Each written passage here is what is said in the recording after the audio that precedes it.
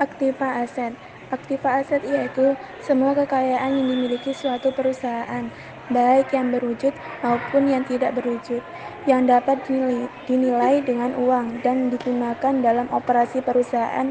Aktiva terdiri dari aktiva lancar. 1. Aktiva lancar yaitu semua aktiva yang diharapkan dapat dicairkan atau diuangkan tidak lebih dari 1 tahun atau 1 siklus akuntansi. Yang termasuk aktiva lancar adalah 1. Kas. 2. Surat berharga. 3. Hutang dagang. 4. Piutang wesel. 5. Piutang pendapatan atau pendapatan yang masih harus diterima. Aset lainnya atau other aset yaitu aset yang tidak dapat digolongkan ke dalam aset lancar dan aset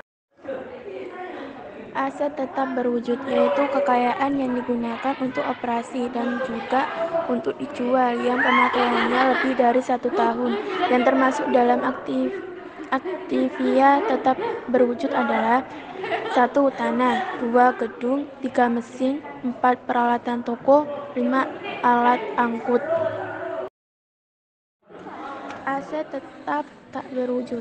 Aset tetap tak berwujud yaitu hak istimewa yang dimiliki perusahaan dan mempunyai nilai namun tidak mempunyai bentuk fisik.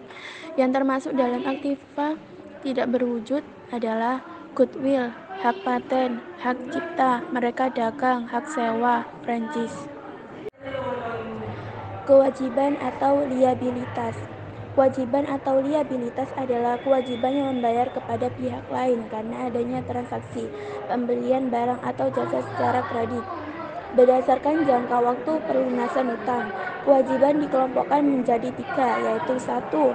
Kewajiban lancar, yaitu utang yang harus dilunasi dalam waktu tidak lebih dari 1 tahun. Yang termasuk utang lancar adalah utang dagang atau hutang usaha, hutang wesel atau wesel bayar, penghasilan diterima di muka, beban terutang atau beban yang harus dibayar. Kewajiban jangka panjang. 2. Kewajiban jangka panjang atau yang terima liabilitas, yaitu utang yang waktu pelunasannya lebih dari 1 tahun. Yang termasuk utang jangka adalah utang hipotek, utang obligasi, kredit investasi. Kewajiban lain-lain. 3. Kewajiban lain-lain yaitu utang yang tidak termasuk ke dalam kedua utang tersebut di samping contoh uang pinjaman yang diterima dari pelanggan. Modal atau ekuitas. Modal adalah hak kekayaan pemilik atau owner equity. Modal perusahaan bergantung pada jenis perusahaannya. Perusahaan perorangan berarti modal pemilik. Perusahaan persekutuan berarti modal para sekutu. Perusahaan terbatas seperti modal saham. Sekian dari presentasi saya. Wassalamualaikum warahmatullahi wabarakatuh.